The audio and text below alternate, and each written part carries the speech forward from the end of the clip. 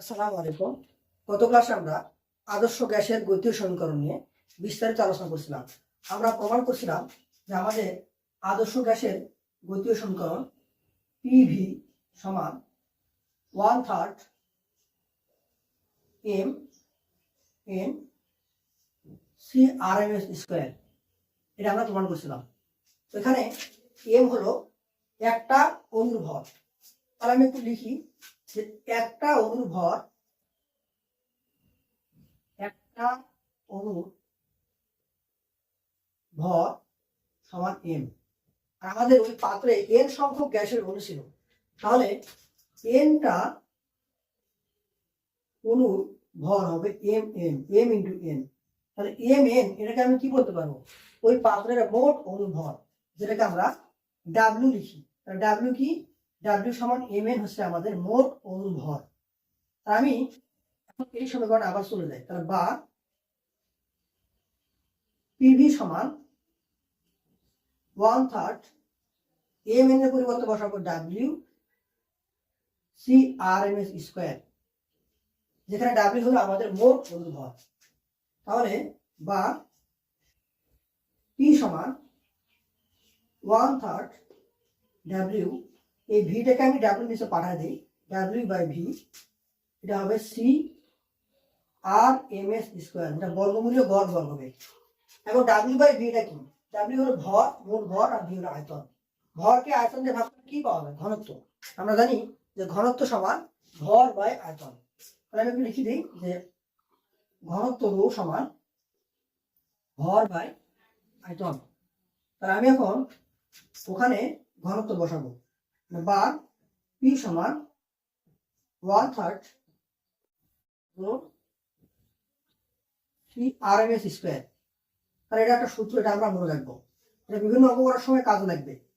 তাহলে বক্স করে দিলাম, এটা আমরা অঙ্ক করার সময় কাজে লাগবে আমাদের। তাহলে আমাদের গ্যাসের গতীয় সমীকরণ থেকে আমরা চাপ এবং ঘনত্বের মধ্যেও সম্পর্ক বের করে ফেললাম। এখন এই সমীকরণে আমরা আবার একটু ফেরত যাই।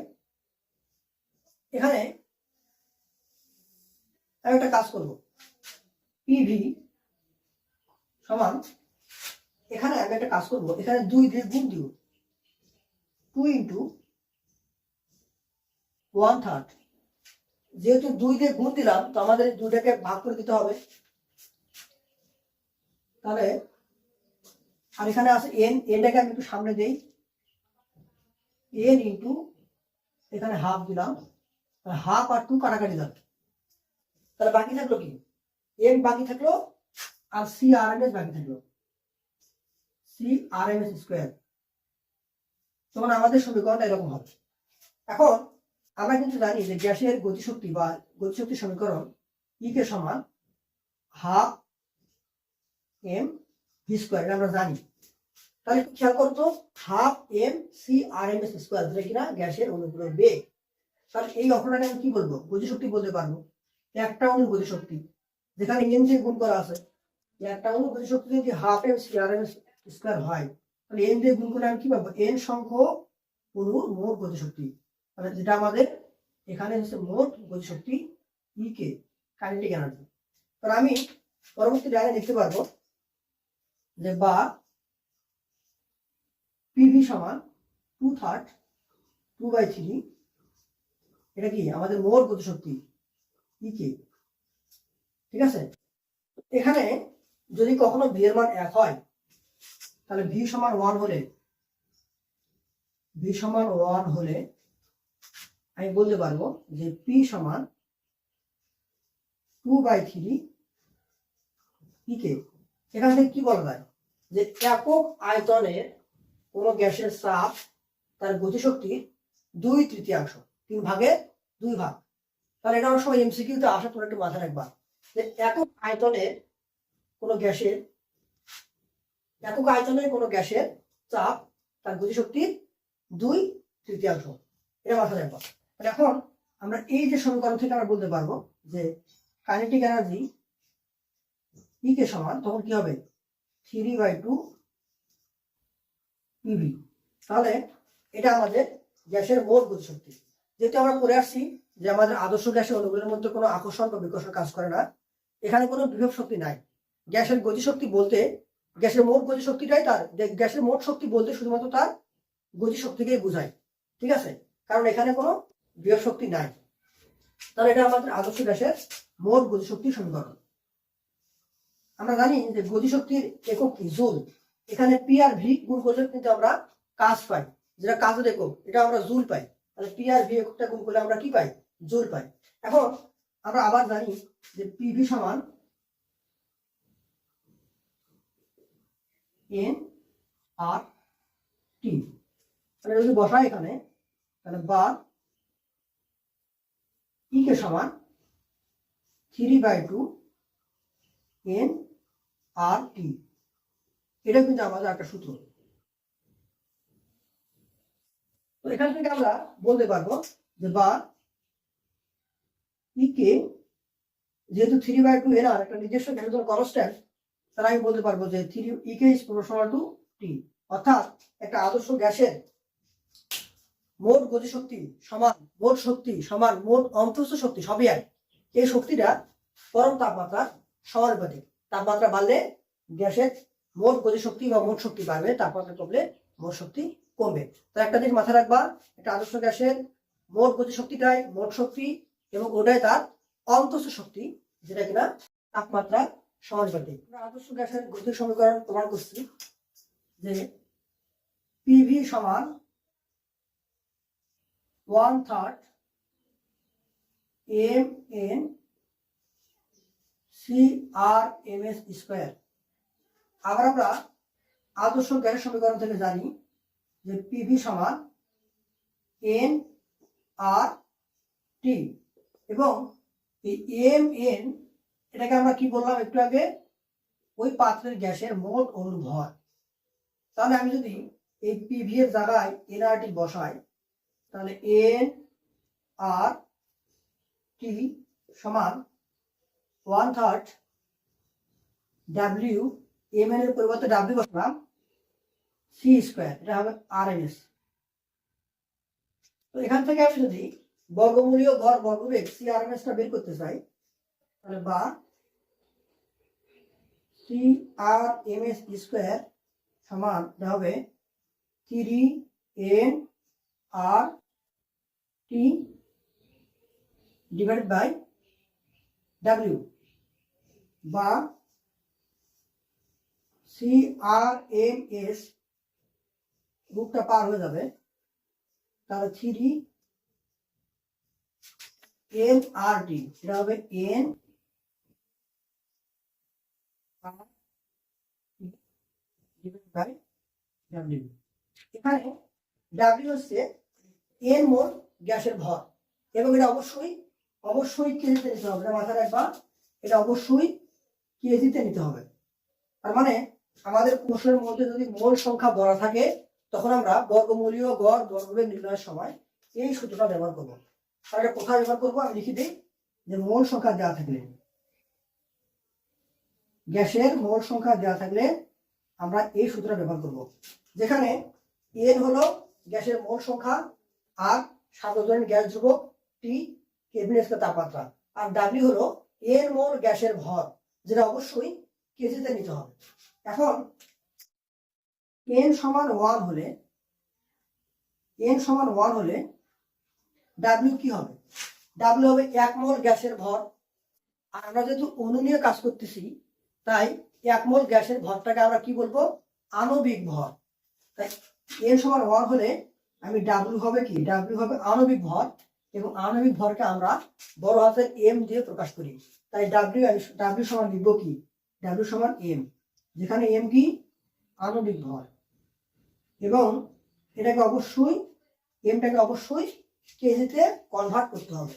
তাহলে আমি তখন ওই সি আর এম এস এর সূত্রটা কি হবে, তখন লিখে ফেলি, সি আর এম এস সমান √3 আর ডিভাইডেড বাই এম, যেখানে এম হলো আণবিক ভর, এবং এটা অবশ্যই কেজিতে কনভার্ট করতে হবে।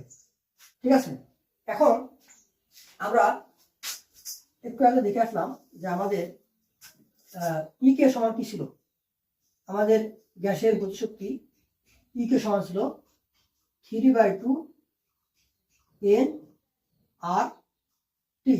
ঠিক আছে, এটা কখন ব্যবহার করব? এটা যখন আমাদের গ্যাসের মোল সংখ্যা দেওয়া থাকবে তখন আমরা গতিশক্তির এই সূত্রটা ব্যবহার করব মোল সংখ্যা থাকলে, কারণ এখানে এন কি, এন হলো মোল সংখ্যা। এখন যদি আমাদের প্রশ্নের মধ্যে মোল সংখ্যা দেওয়া না থাকে, অণুর সংখ্যা দেওয়া থাকে, তখন কি হবে একটু ভালো করে খেয়াল করি। আমরা জানি যে এক মোলে অণু থাকে এন এর সংখ্যক। এন এটা কি, নাম্বার অফ অ্যাভোগাড্রো। এন এর সংখ্যক, নাম্বার অফ অ্যাভোগাড্রো, এবং যেটার মান 6.023 গুণন 10⁻23 আমরা জানি। তাহলে এক মোলে যদি এন এর সংখ্যক অণু থাকে, আর আমাদের এখানে এন মোল আছে, তাহলে এন মোলে কতটা অণু থাকবে? এন মোলে অণু থাকে এন ইন্টু এন এন, এত সংখ্যক। তার মানে এটা মোট অণু। আর আমাদের পাত্রে মোট অণু ছিল আমাদের কত? আমরা বলছিলাম যে আমাদের পাত্রে মোট অণু ছিল এন সংখ্যক, তাই না? তাহলে এটা আমাদের কি, মোট অণুর সংখ্যা। তো এখান থেকে যদি আমি এন এর মানটা বের করতে চাই, তাহলে এন সমান কি হবে? মোট অণুর সংখ্যাকে আমি এন এতে ভাগ করব। তাহলে আমাদের ওই সূত্রটা দাঁড়াবে, বা ই কে সমান 3/2 n divided by N A R T. Okay, বা ই কে সমান 3/, আমি একটু সাজে লিখি, এনটাকে এখানে দিলাম, আর আর বাই এন এ কে আমি একটু নাম কালার লিখি, আর বাই এন এ।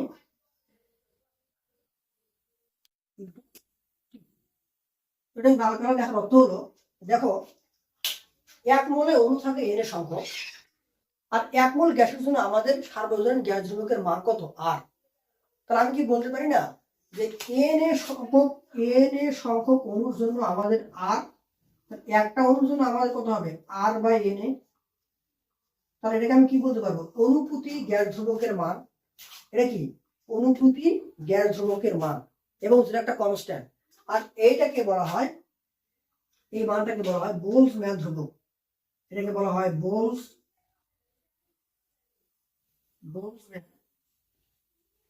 ধ্রুবক, যেটাকে কে দিয়ে প্রকাশ করা হয়, যার মান কে সমান 1.38 গুণন 10⁻⁻23 জুল পার কেলভিন। এটা হলো বোলসম্যান ধ্রুবকের মান। তাহলে আমি এটাকে লিখতে পারবো যে, বা ই কে সমান 3/2 এন কে টি। তাহলে এটা কি, কেটা কি, এটা হলো আমাদের বোলসম্যান ধ্রুবক। তাহলে এই সূত্রটা আমি কখন ব্যবহার করব? আমাদের প্রশ্নের মধ্যে যদি অণুর সংখ্যা থাকে তখন আমরা এই সূত্র ব্যবহার করব। অণুর সংখ্যা থাকলে। আর এটা কোথায় ব্যবহার করব? যখন আমরা আমাদের প্রশ্নের মধ্যে মোল সংখ্যা থাকবে তখন আমরা এই সূত্র ব্যবহার করব। তাহলে একটু ভালো করে খেয়াল করো তো, মোল সংখ্যা থাকলে এন আর, আর অণুর সংখ্যা থাকলে কি, এন কে। তাহলে এন আর কে আমি এন কে দিয়ে প্রভাব করলেই আমি অণুর সংখ্যা পাবো। তাহলে আমি একটু সুন্দর করে লিখে দিই যে মোল সংখ্যা থাকলে কি হবে আর অণুর সংখ্যা থাকলে কি হবে, এটা বুঝলেই।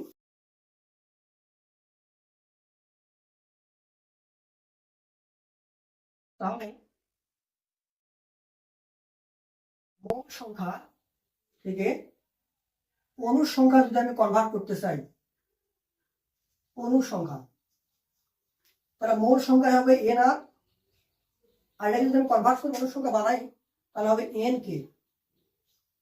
এখানে এন হলো মোট অণুর সংখ্যা, আর কে হলো কি, বোলসম্যান ধ্রুবক। তাহলে আমরা যদি আগের যে সিআরএমএস এর সূত্রটা ভালো করে খেয়াল করি, যে আমাদের এটা কি ছিল, এই সিআরএমএস ছিল মোট সংখ্যায়। এখন যদি অণুর সংখ্যা থাকে তাহলে অণুর সংখ্যা থাকলে আমি লিখতে পারবো যে সিআরএমএস রুটওভার, তাহলে কি করবো, এই এন আর এর পরিবর্তে এন কে বসা দিব। তাহলে 3 N K T divided by W, এবং ডাব্লিউটা কি করতে হবে, কেজিতে নিতে হবে। যেখানে ডাব্লিউ হলো আমাদের মোট অণুর ভর, এন সংখ্যক অণুর ভর। আমাদের পাত্রের মধ্যে এন সংখ্যক অণু ছিল, তো তাহলে এন সংখ্যক অণুটা মোট অণু, তাহলে ডাব্লিউ হলো কি এন সংখ্যক অণুর ভর, যেটা অবশ্যই কেজিতে নিতে হবে। এখন যদি এন সমান 1 হয়, এন সমান 1 হলে, এন সমান 1 হলে তাহলে ডাব্লিউ সমান কি হবে, একটা অণুর ভর, এবং একটা অণুর ভরকে আমি ছোট হাতের এম দিয়ে লিখেছি, ছোট হাতের এম। তাহলে যদি এন সমান 1 হয় তখন ডাব্লিউ সমান এম হবে, তখন সি আর এম এস কি হবে, তখন হবে সি আর এম এস সমান √ 3 কে টি ডিভাইড বাই এম, এবং এমটাকে অবশ্যই আমাদের কেজিতে কনভার্ট করতে হবে। তাহলে আমরা এখান থেকে বুঝতে পারলাম যে মোল সংখ্যা থাকলে এন, আর অণুর সংখ্যা থাকলে সেটা এন কে তে কনভার্ট করতে হবে। এবং এখানে যতগুলো সূত্র আমি লিখে দিলাম, কোন কোন ক্ষেত্রে ব্যবহার করতে হবে সেটাও বলে দিলাম। তোমরা এটা ভালো করে মাথায় রাখবা যে মোল সংখ্যা থাকলে কোন সূত্র, অণুর সংখ্যা থাকলে কোন সূত্র। এবং এখানে এই যে ডাব্লিউ যে কেজিতে কনভার্ট করতে হবে, এটা অনেকের মাথায় থাকে না। এবং ডাব্লিউ এখানে কি আণবিক ভর, আবার ডাব্লিউ এখানে হয়ে গেছে ছোট এম। কখন কোন ক্ষেত্রে কোনটা কি হয় সবগুলো ভালো করে মাথায় রাখবা। আমরা এতক্ষণ যা যা শিখলাম এক নজরে একটু দেখে ফেলি।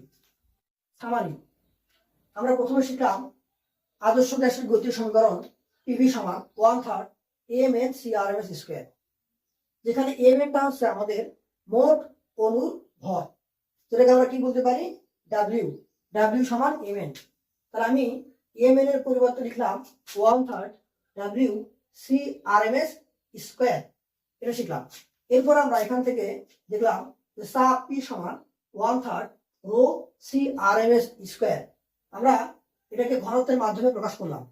এরপরে আমরা দেখলাম যে একটা গ্যাসের মোট শক্তি যেটা, এটাই গতিশক্তি, এটাই অন্তর্গত শক্তি, যেটাকে তাপমাত্রার সমানুপাতিক, যেটা সময় লেখা যায় যে কাইনেটিক এনার্জি এটাই ইকে বা এটাই ই, এটাকে আমরা মোট শক্তি বলতে পারি। ই সমান ইকে সমান 3/2 পিভি সমান 3/2 এন আর টি, যেটা প্রশ্নের মধ্যে মোল সংখ্যা থাকলে আমরা এই সূত্র ব্যবহার করব। আর যদি অণুর সংখ্যা থাকে তাহলে এন আর এর পরিবর্তে বসাবো এন কে, এবং এটা কোথায়, অণুর সংখ্যার জন্য, যেখানে কে হলো কি একটা বোলসম্যান ধ্রুবক। তাহলে মোল সংখ্যার জন্য 3/2 এন আর টি, অণুর সংখ্যার জন্য 3/2 এন কে টি। এরপর আমরা বর্গমূল গড় বর্গবেগ সম্পর্কে আলোচনা করছি। সিআরএমএস অনেকগুলো সূত্র আছে, আমি যদি এই সূত্র থেকে সিআরএমএস টা বের করতে চাই তাহলে হবে √3 পি বাই রো, এটা একটু মাথায় রাখবা। এরপর আমরা শিখলাম √3 N R T divide by W, যেটা মোল সংখ্যা থাকলে ব্যবহার করব, এবং অবশ্যই ডাব্লিউ এখানে কেজিতে কনভার্ট করতে হবে। যদি এন সমান 1 হয় তখন ডাব্লিউ হবে 1 মোল গ্যাসের ভর, এখানে হলো এন এখানে ডাব্লিউ এন মোল গ্যাসের ভর, মোল ভর। যদি এন সমান 1 হয় তখন ডাব্লিউটাকে বলবো 1 মোল গ্যাসের ভর। আর আমরা যেহেতু অণু নিয়ে কাজ করতেছি, 1 মোল গ্যাসের ভরকে আমরা কি বলবো, আণবিক ভর, তখন ডাব্লিউ হয়ে যাবে এম, এবং যেটা অবশ্যই আমাদের কেজিতে কনভার্ট করতে হবে। তখন এন সমান 1 হবে, তাহলে এটা হবে √3 আর টি বাই এম, এটা মোল সংখ্যা থাকলে। এখন যদি অণুর সংখ্যা থাকে তখন হবে এন আর এর পরিবর্তে আমি বসাবো N K √3 N K T divide by W, যেখানে ডাব্লিউ হলো এন সংখ্যক অণুর ভর, অবশ্যই কেজিতে নিতে হবে। যদি এন সমান 1 হয় তখন ডাব্লিউ হবে একটা অণুর ভর, আর একটা অণুর ভরকে আমরা ছোট হাতের এম দিয়ে প্রকাশ করবো, তখন হবে √3 কে টি ডিভাইড বাই এম। এবং অবশ্যই আমি বারবার করে বলতেছি এটাকে অবশ্যই কেজিতে কনভার্ট করতে হবে। তো এই সূত্রগুলো তোমরা খুব ভালোভাবে মাথার মধ্যে রাখবা, কারণ এখান থেকে অনেক সময় বিভিন্ন প্রশ্ন আসে, কোথায় কোন সূত্র ব্যবহার করতে হবে আমি খুব সুন্দর করে এখানে বলে দিছি, সামারি করে দিছি। তোমাদের দায়িত্ব হলো এই সূত্রগুলো মাথার মধ্যে সেট করে নেওয়া। ধন্যবাদ সবাইকে।